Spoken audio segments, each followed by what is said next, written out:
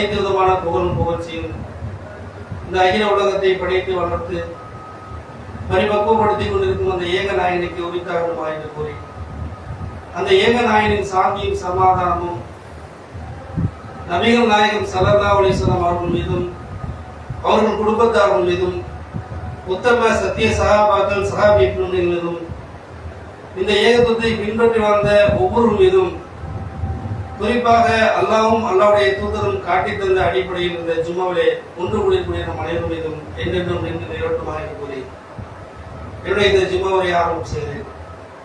கணித்துக்குரிய எல்லாம் வல்ல அல்லாஹ் நல்லடியார்களே,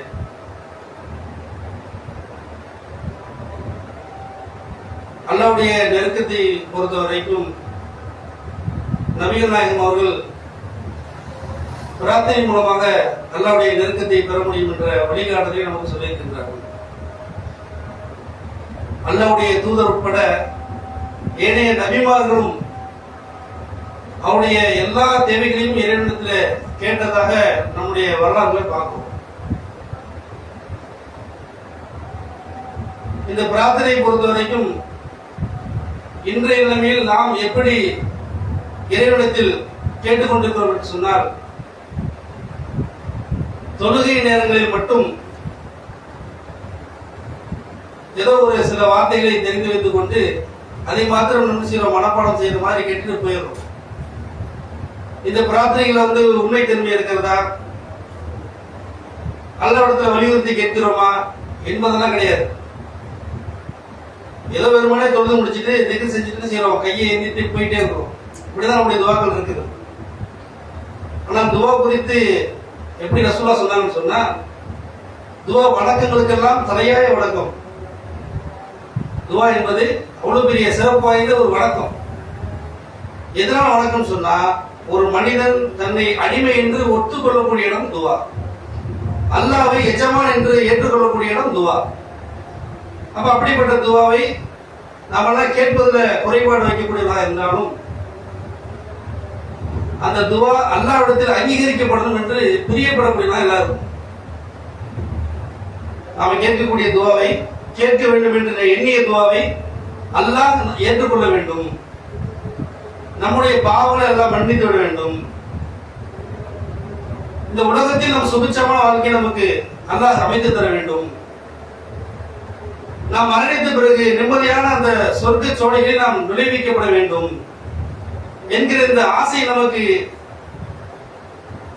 அதிகமாக இருக்குமே தவிர, பிரார்த்தனைகள் நம்ம அந்த அளவுக்கு உருக்கமா அல்லாஹ்ட்ட கேட்போம்னு சொன்னா குறைவாக தான் இருக்கும். அப்ப இந்த துவாக்கள் எப்படி அங்கீகரிக்கப்படும்? நாம என்ன செய்வோம்? சில நேரங்கள்ல நாம செய்யற துவா அல்லாஹ் ஏத்துக்கிறானோ இல்லையே தெரியாது. வெளிப்படையாக சில நபர்களை நான் பார்ப்போம், இவர் நல்ல மனுஷன், ஹஜ்ஜுக்கு போயிட்டு வந்திருக்கிறாரு, உம்ராவுக்கு போயிட்டு வந்திருக்கிறாரு, இவர் நிறைய தன்னுடைய சொத்துக்களை அல்லாஹ்வோட பாதையில் தர்மம் செஞ்சவர் என்று சில நபர்களை நாம் அடையாளம் கண்டு வச்சிருக்கோம்ல, அவங்களுக்கு சொல்லுவோம், எங்களுக்காக நீ துவா செய்யுங்க, எப்படியாவது நாம் எதிர்பார்க்கக்கூடிய வாழ்க்கை இம்மையிலும் மறுமையிலும் நமக்கு கிடைக்கணும் என்கிற ஆவல் ஒவ்வொரு மூமின்களுக்கும், இறை நம்பிக்கையாளர்களுக்கும் இருக்கும். அப்ப நம்முடைய பிரார்த்தனைகள் அல்லாஹ்விடத்தில் அங்கீகரிக்கப்பட வேண்டும் என்று சொன்னால் அந்த பிரார்த்தனையில உண்மை தன்மை என்று நம்ம வழங்கி இருக்கிறோம். ஒரு நல்லவர்கள் கேட்டாதான் கிடைக்கும் நம்ம வழங்கி இருக்கிறோம். அல்லாஹ் ஏற்றுக்கொள்ளக்கூடிய வகையில் அந்த பிரார்த்தனை இருக்க வேண்டும் என்று நம்ம தெளிவாக வழங்கி இருக்கிறோம். அப்ப இந்த மாதிரி நாம சொல்லாமலே நமக்காக வேண்டி இந்த துவாவை நமக்கு கேட்கக்கூடிய ஆள் யார் இருக்கிறா? அப்படி ஒரு ஆள் இருந்தா நல்லதானே? நமக்காக வேண்டி துவா செய்யணும், அந்த துவா அல்லாஹ் ஏற்றுக்கொள்ளணும். அப்படி ஒரு மனிதர் இருந்தார் என்று சொன்னால், அப்படி ஒருவர் இருந்தார் என்று சொன்னால் அது நம்ம சிறப்பு தானே. அப்ப அந்த மாதிரியான ஒரு வாய்ப்பையும் இஸ்லாம் நமக்கு வழங்கி இருக்குது. ரசூலுல்லாஹ் பல்வேறு வழிகள்ல அதை நமக்கு சொல்லி தர்றாங்க. எப்படி சொல்லி தர்றாங்கன்னு சொன்னா, நாம செய்யக்கூடிய ஒவ்வொரு அமல்களுக்கும் குறிப்பிட்ட சில அமல்கள்ல இந்தந்த காரியங்களை நீங்கள் செய்தால் உங்களுக்காக வேண்டி மலக்குமார்கள் அல்லாஹ்விடத்தில் பிரார்த்தனை செய்வார்கள். பொதுவா மலக்கை பத்தி நமக்கு தெரியும், மலக்குமார்களை பத்தி அவங்க நல்லாவே தெரியும். அவங்க எப்படி படைக்கப்பட்டிருக்கிறாங்க சொன்னா, அவங்களுக்கு என்று எந்த சுய தேவையும் கிடையாது. அவங்க வந்து தன்னுடைய மனைவிக்காகவோ குழந்தைகளுக்காகவோ பெற்றோர்களுக்காகவோ சம்பாதிக்கிறது தேவை கிடையாது. சொந்த விருப்பு வெறுப்பு கிடையாது, ஓய்வு கிடையாது. அல்லாஹ் அவர்களுக்கு என்ன கட்டளை பிறப்பித்தானோ அதை செயல்படுத்த மட்டும்தான் வேலை. அப்ப பாவங்களுக்கு அப்பாற்பட்டவங்க, சுயநலமா இருந்தவங்க பாவமா இடம் பெறும். அப்ப அந்த வேலையெல்லாம் அவங்களுக்கு எதுவுமே கிடையாது. முழுக்க முழுக்க அல்லாஹ்வுடைய உத்தரவை செயல்படுத்தக்கூடிய ஒரு சேவகர்கள் தான் மலக்குமார்கள். அப்ப இவங்க பாவத்திற்கு அப்பாற்பட்டவர்கள் என்பதனால இவர்கள் நமக்காக வேண்டி பிரார்த்தனை செய்தால் அந்த பிரார்த்தனை அல்லாஹ்விடத்தில் 100% செயல்படுத்தப்படும். அதனாலதான் ரசூலுல்லாஹ் வலியுறுத்தி சொல்றாங்க, சில அமல்களை சொல்லி இந்த அமல்களை நீங்க செய்யும் பொழுது, இந்த நற்காரியங்களை நீங்க செய்யும் பொழுது மலக்குமார்கள் உங்களுக்காக வேண்டி அல்லாஹ்விடத்தில் பிரார்த்தனை செய்வாங்க. நாம அதிகமா எதிர்பார்க்கறது என்ன? நாம என்ன தப்பு செஞ்சிருந்தாலும் சரிதான், அல்லாஹ் நம்மை குற்றம் பிடித்து தண்டித்து விடக்கூடாது. மறுமையிலே நம்ம அல்லாஹ் இழிவுக்கு உள்ளாக்கிடவே கூடாது. நம்முடைய பாவங்களை அல்லாஹ் மன்னிக்கணும் என்பதை ஒவ்வொரு இறை நம்பிக்கையாளனும் விரும்புறோமா இல்லையா? அதே மாதிரி நான் என்னதான் பண்ணினாலும் அல்லாஹ்வுடைய அருள் எனக்கு கிடைக்கணும், அல்லாஹ்வுடைய நேசம் எனக்கு கிடைக்கணும். அப்படி கிடைக்கணும்னு சொன்னா நான் நஷ்டம் அடையிடுவேன். இப்படிப்பட்ட துவா நமக்கு கிடைக்கும்னு சொன்னா அதுக்கு வழி அல்லாஹ் சொல்லி தராங்க. ஒவ்வொரு நாளும் 5 நேர தொழுகைகளுக்காக நம்ம பள்ளிவாசலுக்கு போறோம். பள்ளிவாசல் வந்து தொழுகைக்காக நாம காத்திருக்கிறோம். தொழுகை இன்னைக்கு 1 மணிக்கு ஒவ்வொரு தொழுவை, நம்ம 12:55 வந்துட்டோம் பள்ளிவாசலுக்கு. அந்த 5 நிமிஷத்துல நம்ம 2 ரக்காய் தொழுதுட்டு ஒரு 2 நிமிஷம் உட்கார்ந்துருக்கோம்னு சொன்னா நமக்கு வேற எந்த வேலையும் கிடையாது, தொழுகைக்காக தான் உட்கார்ந்துருக்கிறோம். இப்படி நாம் தொழுகைக்காக காத்திருக்கக்கூடிய இந்த நேரங்களில் நமக்கென்று நியமிக்கப்பட்ட வானவர்கள் அல்லாஹ்விடத்துல பிரார்த்தனை செய்யலாம். என்ன பிரார்த்தனை செய்யலாம்? இறைவா, இந்த அடியாருடைய பாவத்தை நீ மன்னித்து விடு, இவனுக்கு நீ அருள் செய்வாயாக. இந்த துவாவை தவிர வேற எதுவும் கேட்க மாட்டாங்க, அல்லாஹ்ட்ட கேட்டுட்டே இருப்பாங்க. ரசூலுல்லாஹ் சொல்றாங்கல்ல, நீங்கள் அல்லாஹ்விடத்துல கையேந்தினால், அல்லாஹ்விடத்துல நீங்க உன்னை எதிர்பார்த்து கையேந்துறீங்க, உங்களுடைய கையை வெறுங்கையாக திருப்பி எடுப்பதற்கு அல்லாஹ் வெட்கப்படுகிறான். ஏன் வெட்கப்படுறான்? ஒரு அடியார் கையேந்தி கேட்கும் பொழுது தருவதற்கான முழு அதிகாரமும் ஆற்றலும் பெற்றவனாக அல்லாஹ் இருக்கும் பொழுது ஒரு அடியான் கையேந்தி விட்டு அவன் கையை அல்லாஹ் வெறுமனையாக திருப்பவே மாட்டான். இப்ப மலக்குமார்கள் நமக்காக கேட்கிற துவா என்னவா இருக்குது? இறைவா, இந்த அடியாருடைய பாவத்தை மன்னித்து விடு, இவனுக்கு நீ அருள் செய்வாயாக. நாம் செய்த பாவங்கள் மன்னிக்கப்படுவதற்கு இந்த மலக்குமாருடைய பிரார்த்தனை ஒரு காரணமா அமையுது. அல்லாஹ்வுடைய அருளை அவர் நமக்கு அருளி வேண்டுறார். அருள்னா என்ன? எல்லாமே அருள் தான். நாம இந்த இடத்துல வந்து ஆரோக்கியமா உட்கார்ந்துருக்கு பாருங்க, இது அல்லாஹ்வுடைய அருள். 4 பேர் பார்க்கறப்ப நல்லா உடை உடுத்திருக்கு பாருங்க, இது அல்லாஹ்வுடைய அருள். 4 பேர் நம்மளை கண்ணியமா மதிச்சு சலாம் சொல்றாங்க பாருங்க, இது அல்லாஹ்வுடைய அருள். நாம ஒரு இடத்துல இருந்து இன்னொரு இடத்துக்கு பிரயாணம் பண்றோமே, எந்த ஒரு விபத்துக்கு உள்ளாம, இது அல்லாஹ்வுடைய அருள். வீட்டுல போய் நிம்மதியா சாப்பிடுறோமே, சாப்பிடுறதுக்கு உணவு இருக்குது, இது அல்லாஹ்வுடைய அருள். இப்படி எதை எடுத்துக்கொண்டாலும் அல்லாஹ்வுடைய அருள் தான். அல்லாஹ்வுடைய அருள் இல்லை என்று சொன்னால் ஒரு நஷ்டவழி ஆயிடுவாங்க. இந்த மலக்குமார்கள் நமக்கு தேவையான மிக முக்கியமான விஷயத்தை அல்லாஹ்விடத்துல கேட்டுக்கிட்டே இருப்பாங்க. 2 நிமிஷம் நீங்க தொழுகைக்காக நீங்க காத்திருக்கீங்கன்னு சொன்னா இந்த 2 நிமிடங்கள்ல இந்த மலக்குமார்களால் எத்தனை முறை முடியுமோ அத்தனை முறை நமக்காக கேட்டுக்கிட்டே இருப்பாங்க. எது வரைக்கும் கேட்பாங்களா? அந்த அடியானுக்கு ஒழு நீங்கிற வரைக்கும், அவன் ஒழு முடியாத வரைக்கும் அந்த மலக்குமார்கள் அவருக்காக வேண்டி இந்த பிரார்த்தனை கேட்டுக்கொண்டே இருப்பார்கள். இது எப்படிப்பட்ட ஒரு பாக்கியம், எப்படிப்பட்ட ஒரு வாய்ப்பு! இந்த வாய்ப்பை நம்ம என்ன செய்யக்கூடாதுன்னு சொன்னா நழுவ விடக்கூடாது. இது ஒவ்வொரு நாளும் நமக்கு 5 நேர தொழுகையிலும் இந்த வாய்ப்பு நமக்கு வழங்கப்பட்டு கொண்டே இருக்குது. நாம தான் தொழுகைக்கு அந்த ஜமாத்து ஆரம்பித்த பிறகு வரக்கூடியதா இருக்கிறோம். தொழுகை முடிஞ்ச உடனேயுமே திக்கு செஞ்சுட்டு கையெழுத்திட்டு எழுந்துச்சு ஓடி போயிடுறோம். போகலாம். வெள்ளிக்கிழமை இந்த ஜும்மா நாளில் கூட தொழுகை பற்றி சொல்லும் பொழுது, தொழுகை முடிந்து விட்டால் நீங்கள் பூமியில் பரவி செஞ்சிருச்சீங்க, உங்களுக்கு விதிக்கப்பட்டதை தேடிக்கொள்ளுங்கள். அல்லாஹ் உங்களை யாரும் பள்ளிவாசல்ல உட்கார்ந்து இருக்க சொல்லல. ஆனால் ஒரு சில நிமிடங்கள் நாம் பள்ளிவாசல்ல தொழுகைக்காக காத்திருக்கிறோம் என்று சொன்னால் அதற்கு இவ்வளவு பெரிய பாக்கியத்தை நமக்கு இந்த மார்க்கம் வழங்க இருக்குது. அப்ப அல்லாஹ்வுடைய இந்த துஆவை, அல்லாஹ்விடத்திலிருந்து நமக்கு இந்த துஆவை மலக்குமார்கள் மூலமாக பெற்று தரப்படுகிறது என்பதை நாம் என்ன செய்யணும், விளங்கிக் கொள்ள வேண்டும். அதே மாதிரி நோயாளி சந்திக்க போறோம், எந்தெந்த இடத்துல எல்லாம் மலக்குமார்கள் நமக்காக துஆ செய்யறாங்க என்பதை நாம் புரிந்து கொள்ள வேண்டும். நம்ம நோயாளி சந்திக்க போறோம். இந்த நோயாளி சந்திக்க போகும் பொழுது அங்க நல்ல விதமான பேச்சுக்களை தான் நம்ம பேசணுமா, ரசூலுல்லாஹ் சொல்லி தராங்க. நோயாளி நீங்கள் சந்திக்க செல்லும் பொழுது அந்த இடத்துல மாணவர்கள் இருப்பாங்க. அவர்கள் நீங்கள் பேசக்கூடிய நல்ல செய்திகளை ஆமோதிப்பார்கள். எதை பேசினாலும் ஆமோதிப்பார்கள். அல்லாஹ் அப்படியே ஆகட்டும்னு சொல்லுவாங்க. நாம போய் நோயாளி சந்திக்கும் பொழுது நல்ல விதமான வார்த்தைகளை சொல்லி அவருக்கு ஆறுதல் ஏற்படுத்தணும். ஒருத்தர் உடம்பு சரியில்லை, அவர் சந்திக்க போகும்போது கவலைப்படாதீங்க, நல்லா உங்களுக்கு லேசாக்கி வைப்பான், சீக்கிரமா நீங்க குணமாயிடுவீங்க, கண்டிப்பா உங்களுக்கு துவா செய்யறேன், இதுல ஏதாவது ஒரு நன்மை வச்சிருப்பான், அதனாலதான் உங்களை சோதிக்கிறான் என்கிற மாதிரியான நல்ல வார்த்தைகள் நாம் பேசும் பொழுது மலக்குமார்கள் அந்த துவாவுக்கு எல்லாம் அல்ல இடத்துல ஆமீன் சொல்வார்கள். இறைவா அப்படியே ஆக்குவாயாக, சீக்கிரமா நீ குணமாய் வந்திருக்கு நம்ம சொல்லும் பொழுது இறைவா இவரை சீக்கிரமா குணமாக்கிற அப்படியே ஆக்குவாயாக. இந்த சோதனையில அவருக்கு ஒரு நன்மை இருக்குன்னு நம்ம சொல்லும் பொழுது இறைவா இந்த சோதனை அவருக்கு நன்மையா ஆக்குவாயாக. இப்படி நாம் சொல்லக்கூடிய நல்ல வார்த்தைகளையும் சரி, சில பேர் உனக்கு இது வேணும் தான் அப்பயே சொன்ன கேட்டியா, நீ இப்படி எல்லாம் வண்டியில போவான்னு சொன்னேன் கேட்கல, இந்த அடிபட்டு கிடக்குறீல, இதே மாதிரி இப்படி இருந்தா இதுக்கு மேல ஆயிடும் அப்படி நம்ம கண்டிக்கணும்னு வச்சுங்களேன்.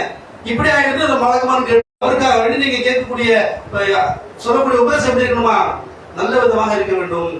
இப்படி நாம் சொல்லும் பொழுது மலக்குமார்கள் அதை ஆமோதிக்கிறார்கள், அல்லாஹ்வுடைய அங்கீகரிக்க சொல்லி பிரார்த்திக்கிறார்கள். ரமலான் காலங்கள்ல நோன்பு திறப்பதற்காக வேண்டி நம்ம உணவு ஏற்பாடு செய்யறோம் பள்ளிவாசல். இப்ப நம்ம நோன்பு கஞ்சி பள்ளிவாசல் நம்ம முறையா இருக்கும். இந்த நோன்பு கஞ்சியை கொண்டு யாரெல்லாம் நோன்பு திறக்கிறார்களோ நோன்பாளிகள், அந்த நோன்பாளிகள் நோன்பு திறப்பதற்கு யார் கஞ்சி விநியோகம் செய்திருக்கு, கஞ்சி காய்ச்சலுக்கு பொருளாதாரம் வழங்கினாங்களோ அவர்களுக்காக வேண்டி மலக்குமார்கள் துவா செய்வார்கள். ஒவ்வொரு நாள் நோன்புலையும் நீங்க 30 நாள் கொடுக்க முடிஞ்சுச்சுன்னா 30 நாள் நம்மளுடைய மலக்குமார்கள் நமக்காண்டி துவா செய்வாங்க. நம்ம ஒரு நாள் செய்தால் கூட அந்த ஒரு நாளுக்காக வேண்டி என்ன செய்வாங்க, மலக்குமார்கள் துவா செய்வாங்க. என்ன மாதிரி செய்வாங்கன்னா, இறைவா இவருக்கு இந்த பசியை போக்கிய போன்று அந்த அடியானுக்கும் பசியை போக்குவாயாக, அவருக்கு அருளும் பரக்கத்தும் செய்வாயாக என்று நோன்பாளிக்கு நாம் செய்யக்கூடிய இந்த உணவு உதவிக்காக வேண்டி மலக்குமார்கள் நமக்காக வேண்டி துவா செய்வார்கள். நம்ம நோன்பு நேரத்தில் நாம் செய்யக்கூடிய இந்த தர்மம் என்பது நம்ம சாதாரண தர்மத்தில் மட்டும் இல்லாமல் மலக்குமார்களுடைய பிரார்த்தனை நமக்கு பெற்று தரக்கூடியதா இருக்கு. பரக்கத்தை அவங்க வந்து மலக்குமார்களை பொறுத்த வரைக்கும் அல்லாஹ் வந்து நமக்கு அருளையும் பரக்கத்தை கேட்கிறாங்கன்னு சொன்னா நமக்கு கிடைக்காம இருக்குமா, கண்டிப்பா கிடைக்கும். அப்ப அல்லாஹ்விடத்துல இருந்து அருளையும் பரக்கத்தையும் அவருக்கு வழங்குவாயாக, அவருக்கும் நீ உணவளிப்பாயாக ரசக்களிப்பாயாக சொல்லி மலக்குமார்கள் பிரார்த்தனை செய்வார்கள். எவ்வளவு பெரிய பாக்கியம். ஒவ்வொரு நாளும் 2 வானவர்கள் வானத்திலிருந்து இறங்குவாங்க. அவங்களுடைய வேலையை என்னன்னு சொன்னா, யாரெல்லாம் இன்றைக்கு அல்லாஹ்வோட பாதையில தர்மம் செஞ்சாங்களோ அப்படி தர்மம் செய்தவருடைய அந்த நபருக்காக வேண்டி அல்லாஹ்விடத்தில் பிரார்த்திப்பார்கள். எப்படி பிரார்த்திப்பாங்களா, இறைவா இவருடைய பொருளாதாரத்தில் மென்மேலும் நீ அபிவிருத்தி செய்வாயாக. ஒரு மனிதன் செய்யக்கூடிய எல்லா செலவுகளும் கிடையாது, அவன் நல்வழியில் அல்லாஹ்வுடைய திருப்பூரத்தை எதிர்பார்த்து அவன் செய்யக்கூடிய ஒரு தர்மம். அதுக்கு அளவான சொல்ற இஸ்லாம். நீங்க 1 ரூபா ஒருத்தருக்கு தர்மம் செய்யலாம், 5 ரூபா செய்யலாம், 10 ரூபா செய்யலாம், அது எவ்வளவு ரூபாய் இருக்கலாம். ஆனால் நீங்க அல்லாஹ்வுக்காக வேண்டி இஹ்லாஸான முறையில அந்த தர்மத்தை செய்யும் பொழுது மலக்குமார்கள் நமக்காக வேண்டி செய்யறாங்க, இறைவா இவருடைய பொருளாதாரத்தில் நீ அபிவிருத்தி ஏற்படுத்துவாயாக. மார்க்கத்தில் என்ன இருக்குது, அல்லாஹ்வுடைய பாதையில தர்மத்தை பொறுத்த வரைக்கும் ஒருபோதும் தர்மம் உங்களுடைய செல்வத்தை குறைக்காது.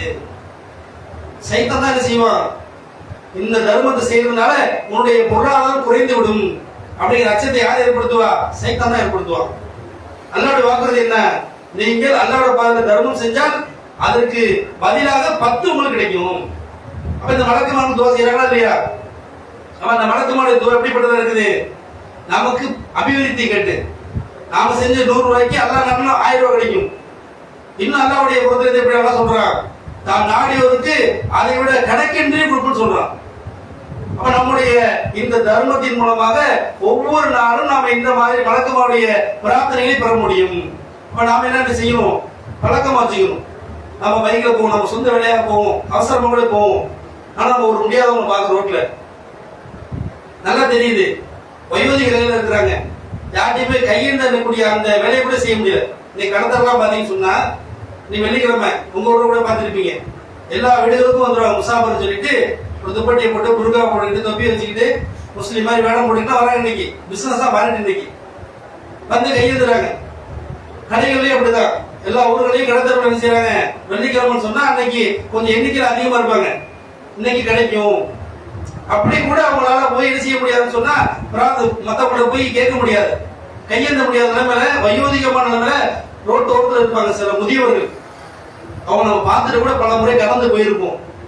ஆனாலும் நம்ம கவனமா ஒரு விஷயத்தை புரிஞ்சுக்கணும், அவங்களால எட்டு போய் சம்பாதிச்சு சாப்பிடக்கூடிய வசதி அவங்களுக்கு இல்லை, உடம்புல தாக்கத்து இல்லை. யார்ட்டையுமே கையேந்திரத்துக்காக கூட ஒரு இடத்துக்கு பயணம் பண்ண அவங்களால முடியல. அவங்கள ஒரு பஸ்ல ஏற்ற மாட்டாங்க, யாரும் ஒரு வழிபோக்கு பைக்ல ஏற்றி போக மாட்டாங்க, ஒரு ஆட்டோல ஏற்ற மாட்டாங்க. எந்த விதமான உதவியும் இல்லாம சிரமத்துக்கு மத்தியில் அவங்க இடத்துல உட்காந்துருப்பாங்க. அவங்க உள்ளத்துல படுற கஷ்டம் நமக்கு தெரியும், அல்லாஹ் தான் தெரியும். எந்த அளவுக்கு சிரமத்தை அனுபவிப்பாங்க. அந்த இடத்துல நீங்க இறங்கி இன்னைக்கு நம்ம எதுக்கும் செலவு செய்யறோம், சர்வ சாதாரணமா நீங்க செய்யறோம். நம்ம 100 ரூபாய் ஒரு பெட்ரோல் காசு தான் இன்னைக்கு. எவ்வளவு ரூபாய் செலவு செய்யறோமே. இந்த மாதிரி நபர்களை, இதுதான் தகுதி உடையவர்களுக்கு செய்யக்கூடிய தர்மம். நம்ம நீர் வைக்கணும், மனசுல நீர் வைக்கணும். ஒவ்வொரு நாளிலும் தகுதி உடையவர்களுக்கு என்னுடைய பொருளாதாரத்தை தர்மம் செய்யக்கூடிய வாய்ப்பு எனக்கு தாடா அப்படி நம்ம நீர் வைக்கணும்.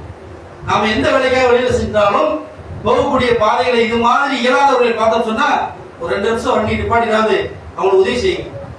அப்படி உதவி செய்வதன் மூலமாக அந்த நபர்கள் மனமா நீங்க கொடுத்து பாருங்க. அந்த மாதிரி சிரமப்படுறவங்களுக்கு 10 ரூபா கொடுத்து பாருங்க, ஒரு டீ குடிக்க சொல்லி 20 ரூபா கொடுத்து பாருங்க. அவங்க அந்த இடத்துல வாழ்த்த பாருங்க. அப்ப அவங்க வாழ்த்து நடக்குதோ இல்லையோ, நாம் செய்த தர்மத்திற்கு அல்லாஹ் மகிழ்ச்சி அடைவான். மலக்குமார்கள் நமக்காக வேண்டி அபிவிருத்தி பரக்கத்தை கேட்டு துவா செய்வாங்க.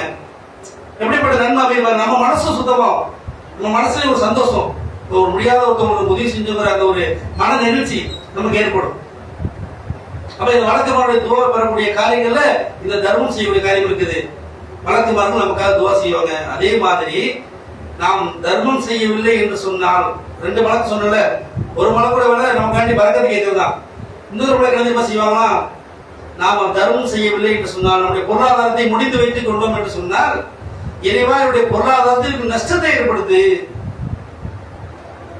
அப்படியே ஆப்போசிட், பரக்கத்தை கேட்ட மாதிரி இங்க இழிவு கேட்பாங்க, நஷ்டத்தை கேட்பாங்க. நமக்கு அல்லாஹ்வுடைய நஷ்டம் தான் தாங்க முடியுமா? ஒரு மாசம் நம்முடைய வியாபாரம் சரியில்லை, நமக்கு ஒரு உடம்பு சரியில்லை, வீட்டுல தங்கிட்டோம், தொழிலுக்கு போக முடியல, ஒரு மாசம் நமக்கு குழப்பம் இல்லைன்னு நம்ம வீட்டு வாடகை கொடுக்க முடியாது, பிள்ளைங்களுக்கு ஸ்கூலுக்கு ஆட்டோ ஃபீஸ் கொடுக்க முடியாது, பால் காசு கொடுக்க முடியாது, கரண்ட் பில் கட்ட முடியாது, போன் ரீசார்ஜ் பண்ண முடியாது, மளிகை ஜாமான் வாங்க முடியாது. எவ்வளவு பெரிய கஷ்டம், ஒரு மாசம் நம்மளால தாங்க முடியாது. அப்ப நாம தர்மம் செஞ்சோம்னு சொன்னா அல்லாஹ்ட்ட நன்மையை கேட்டு வழக்க துவா செய்யற மாதிரி, நாம் தர்மம் செய்யவில்லை என்று சொன்னால் அல்லாஹ்விடத்தில் நஷ்டத்தை கேட்டு ஒரு வழக்கு துவா செய்யணும். அப்ப நம்ம எந்த துவா நமக்கு வேணுங்கிறத நாம தான் முடிவு செய்யணும். அதே மாதிரி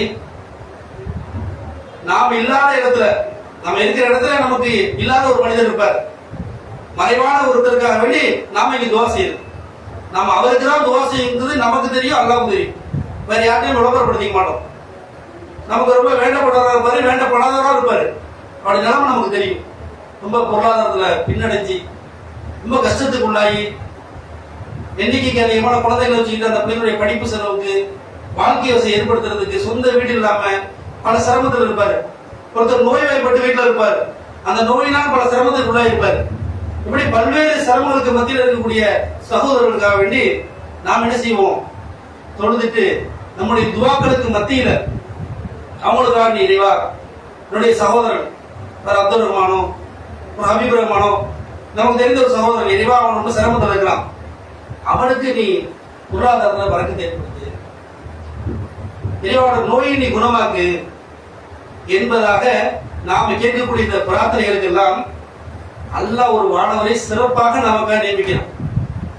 அந்த வானவர் என்ன செய்வார் சொன்னா, நீங்கள் அந்த மனிதருக்காக என்னவெல்லாம் கேட்டீங்களோ அது அவருக்கு கிடைப்பதற்காக கேட்பது மட்டுமல்லாமல் உங்களுக்கும் அல்லாஹ் அதை தர சொல்லி அந்த மனதுமான்னு கேட்பாங்க.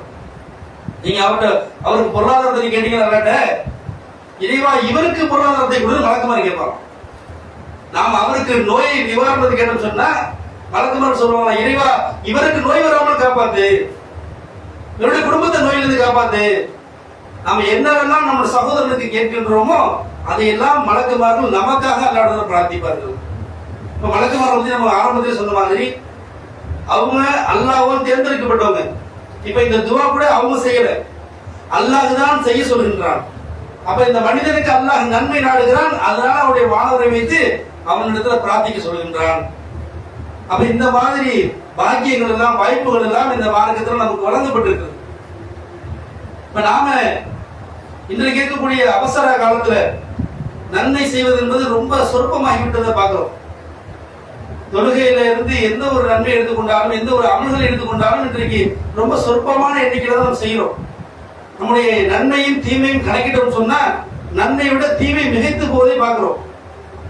அப்ப இந்த மாதிரி இந்த வழக்கங்களுடைய பிரார்த்தனை எல்லாம் நாம் பெறுவதன் மூலமாக நம்முடைய பாவங்கள் மன்னிப்பதற்கான ஒரு காரணியாகவும் அல்லாஹ்வின் புறத்திலிருந்து நமக்கு அருள் கிடைப்பதற்கான ஒரு வாய்ப்பாகவும் இந்த அமல்கள் எல்லாம் இருப்பதை நாம் உணர்ந்து ஏனைய நாட்களில் நம்மளால் இயன்ற அளவிற்கு இந்த குறிப்பிட்ட இந்த அமல்களை செய்வதற்கு ஆர்வப்படக்கூடியவர்களாகவும் செய்யக்கூடியவர்களாகவும் அதன் மூலம் அல்லாஹ்விடத்துல இந்த வானவருடைய பிரார்த்தனைக்கு ஆளாகக்கூடிய நன்மக்களாகவும் அல்லாஹ் ரப்பல் ஆலமீன் நம் அனைவரையும் ஆக்கி அருள்புரிவானாக என்று கேட்டுக்கொண்டு என்னுடைய இந்த ஏகத்துவ கொள்கையை மரணித்து மறுமையில் உயிரை சொர்க்கத்தை பெறக்கூடிய நன்மக்களாக அல்லாஹ் ரப்பல் ஆலமீன் நம் அனைவரையும் ஆக்கி அருள்புரிவானாக என்று கேட்டுக்கொண்டு என்னுடைய ஜும்மாவை நிறைவு செய்கிறேன். வாஹிரதவானா அல்ஹம்துலில்லாஹி ரப்பில் ஆலமீன். அஸ்ஸலாமு அலைக்கும் வரஹ்மத்துல்லாஹி வபரகாத்துஹு.